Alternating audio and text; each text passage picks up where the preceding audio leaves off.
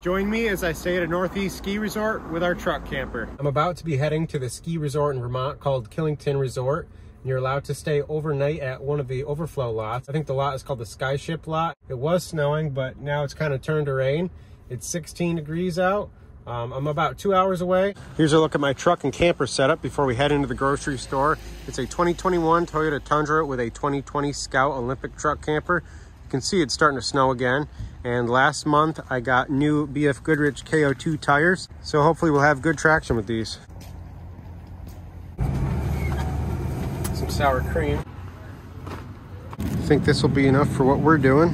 I think that was a record grocery shopping time for me, 8 minutes, and I only spent $20.56. I don't know if I introduced myself, but I'm Josh. I'm usually camping with my girlfriend Kate and my dog Coco, but they're not here tonight. Tomorrow I'm going to be meeting some friends to ski, and Kate's away for the weekend, so that's why it's just me today. The groceries are all put away now, but before we go, I'm turning on our DC to DC charging switch so we can get some power from the truck's alternator. I just want to make sure our batteries fully charged when we get there. Here's a look at our custom setup. I'll talk more about it later, but the alternator charging switch is right there. Well, I guess we do have some snow. You can see it on the tailgate. I'm also going to get some more diesel before we head out. That's about it for now, and I'll see you when we get there.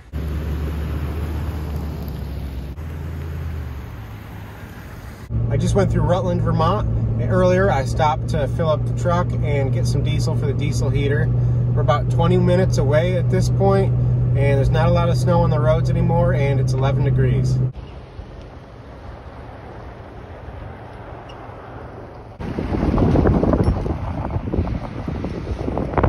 You can see we made it, and we're not the only ones here. There's a lot of cool cars down this way. There's some vans right here. I think I'm going to end up parking back down that way just because it's less busy. There's a pop-up truck camper. Here's a couple slide-in big truck campers. That one's a big Arctic Fox. Wow, these people even brought a big travel trailer. I like the flatbed that these people have. I'm sure they have a lot of space in this one. And then there's a group in a roof tent right here. It's pretty neat. Hello.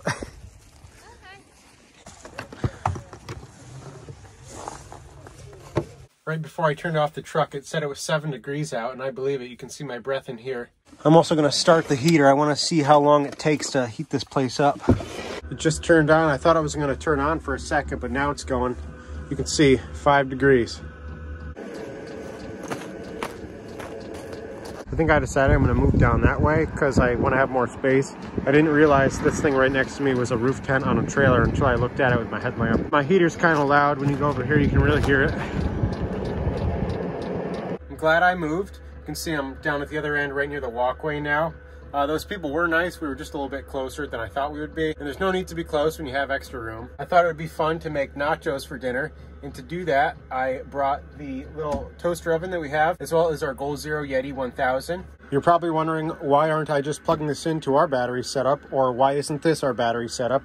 We have a custom battery setup, so this is all storage now. The Goal Zero no longer lives in here. We decided against installing an inverter with our battery setup, at least for now, to save money, and because everything we really use is either runs off of USB or is 12 volt. We've got a 300 amp hour heated lithium battery, lithium iron phosphate battery from Sun Fun Kits, and it's worked out pretty good. And then we've just got our fuse block and MPPT controller and some connections in here. Then going up here, you can see I've got some stuff plugged in. We've got our diesel heater controller as well as our battery monitor. When we put in that battery setup, we put it in because we were having problems with the Goal Zero that we had. We bought the Scout used in May. It's a 2020 Scout Olympic. So the Yeti 1000 that came with it was fine for like a month or two, and then it would no longer charge up, and then it started randomly turning off, and then it no longer worked at all. So we started using our little Jackery 500 that we still had from when we had our 4Runner setup. And while that did work fine for like 1 or 2 night trips for the fridge and other stuff, in the wintertime, it just wouldn't have kept up with the diesel heater at all. So that's why we went ahead and did like the permanent battery setup. But fast forward a couple months, we were talking with Goal Zero for a while, and they ended up sending us a brand new one, or a refurbished or working one. I think it's awesome that Goal Zero sent us a new working product, because we were not the original purchaser of the camper, and I really didn't even have much paperwork. I just reached out to them and we explained our problem, and it really did take a while. We had to go through a whole process of shipping this back, and they had to send us a box to ship it back to them first because it can only go ground shipping since it's considered a hazardous item. Even though we now have a working Goal Zero, I'm not upset at all that we made the decision to do a bigger and more permanent battery setup. It's worked really well. We love having this little plug-in box up here, so we no longer have to have our stuff plugged in down here. It's all up on that little ledge. I just think it is really awesome that Goal Zero decided to send us a new one. We're not sponsored by them or anything. I've actually got to cook the ground beef that I bought on the stove first before we can even start the nachos. For Christmas, my parents got me this little plastic portable beer glass with a stem, and I think I got to try it out. Tonight I'm having a beer from a local brewery. It's called Paradox Brewing. It's near Schroon Lake, New York. This is a New England IPA called Roughly Refined. Looks good to me. Cheers. It's pretty good.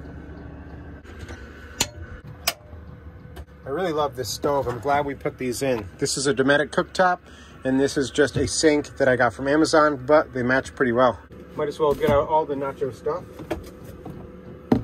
Here are all the supplies, and I think they're gonna come out really good. We carry 2 pans in the truck camper, this one with the folding handle, and then this one is my favorite. This is just one I found at TJ Maxx, and it's lighter than it looks, and so far it's been really good. I feel like in the summertime when we go camping, we usually make tacos a lot. Sometimes we use ground beef, but usually we make chicken tacos. So I'm looking forward to this.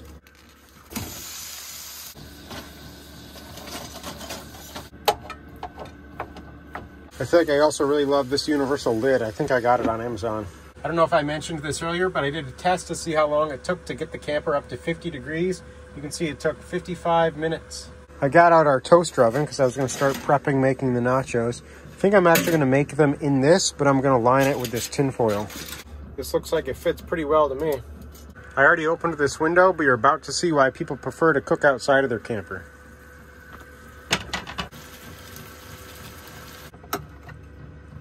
I think I've got neighbors now. I just heard someone pull in. Yep, I did. It's a big North Star truck camper. I got my puck lights up and the string lights back on. I had to let them charge for a little bit. I got things kind of situated. The ground beef is done. I figured this was the best spot for the toaster oven. And now I just gotta make it all look nice on this thing. First step is the chips. I've got these black bean corn tortilla chips.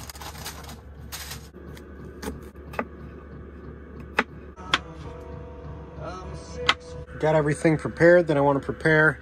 And now it's time to turn on the Goal Zero. You can't really hear it because the diesel heater fan blows so loud and that's going really fast. But the fan on this is on too. You can see we have less than an hour until empty. This draws a lot of power. I might even turn the temperature down. These are going to be some pretty hearty nachos even though it's a small tray. Now that the toaster oven is like more up to temperature, I can hear the fan on the Goal Zero turning on and off. And the number keeps changing from like 2 hours until empty to 0.8 hours until empty. The nachos are looking really good. I'm glad I added the black beans. I am gonna add the sour cream, the guacamole, and the pico de gallo salsa after it comes out of the oven.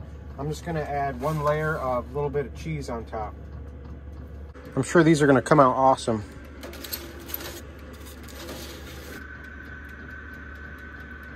I think the nachos are done at this point. They've been in for 10 minutes and this thing has been on for 15 minutes. The Goal Zero was at 100 when we started. You can see it's now at 72%.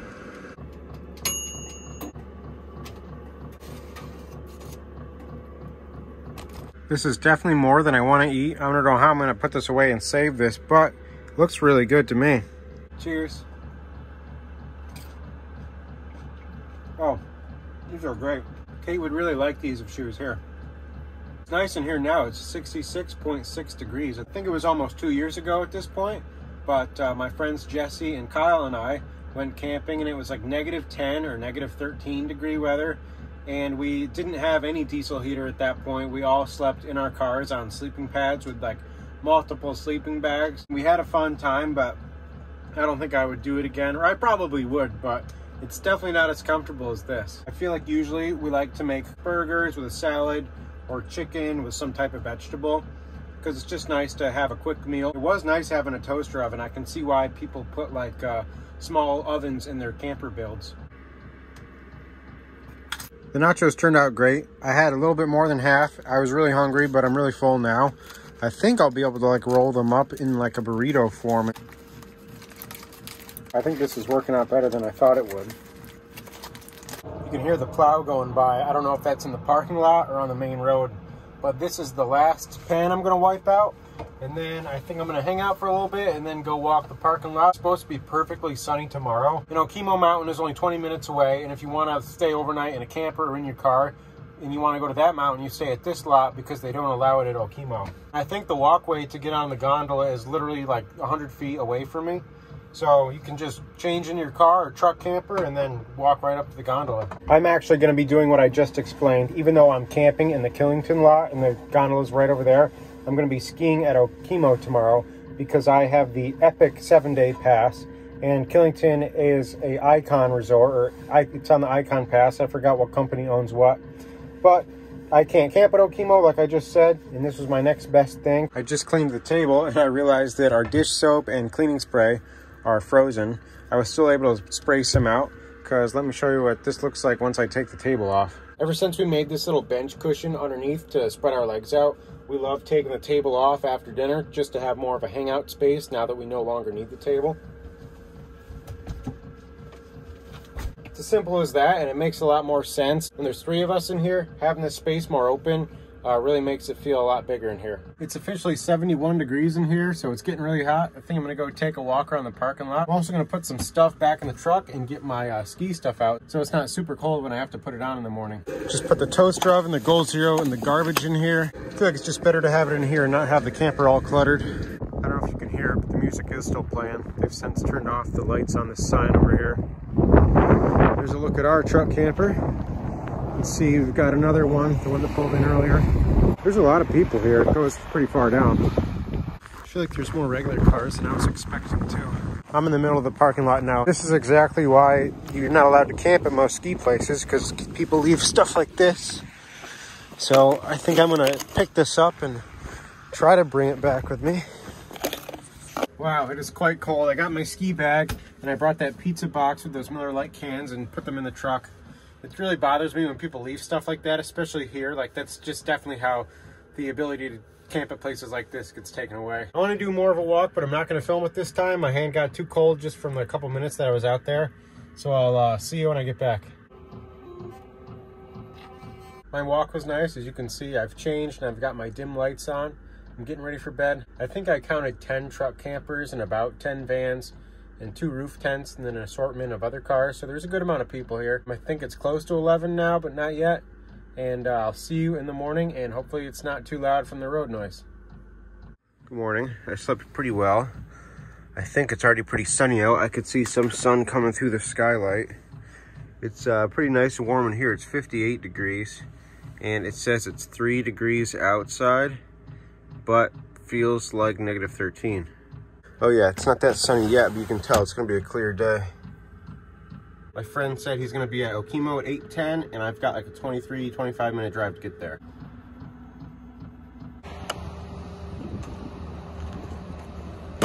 It is definitely cold, and it's too bad I'm not skiing here. You can see how close I am. I didn't realize I was this close to the gondola.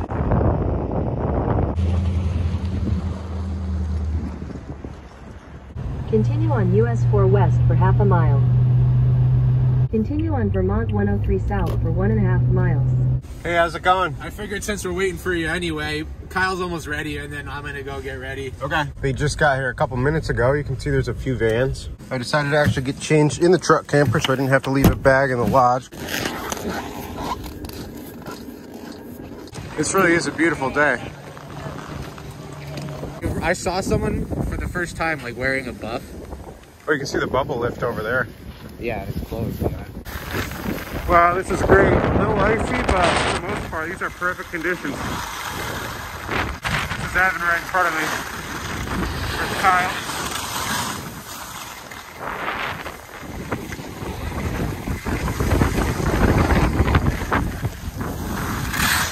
The reason why we're on the open chairlift is because they don't have any gondolas here and all the bubble lifts are closed. Right. You can see we've got an awesome view behind us.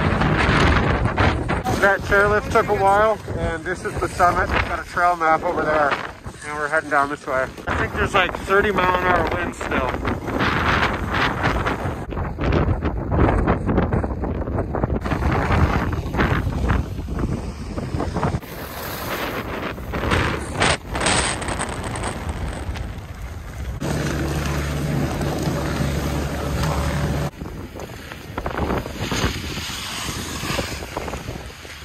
I wish I brought my GoPro, it'd make it easier to film more.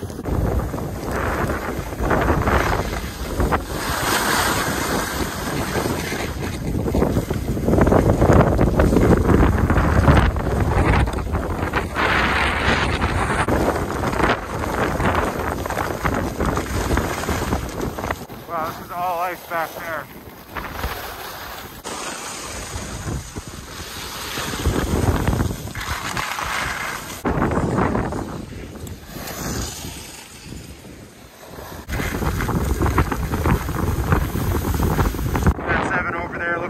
It really is beautiful up here with this bright sunny day. I'm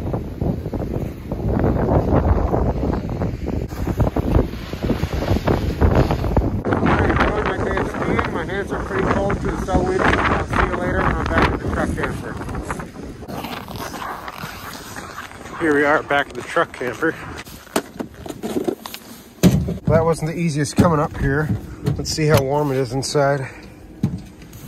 I just decided to come back here and hang out and have my lunch. It's really nice out now. It's definitely not as cold as it was in the morning. I'm gonna have my lunch and then I'm gonna go ski for a little bit afterwards before heading out. If you've never been to Okemo or have camped at Killington, it's worthwhile. It's a pretty nice spot. And as always, thanks for watching.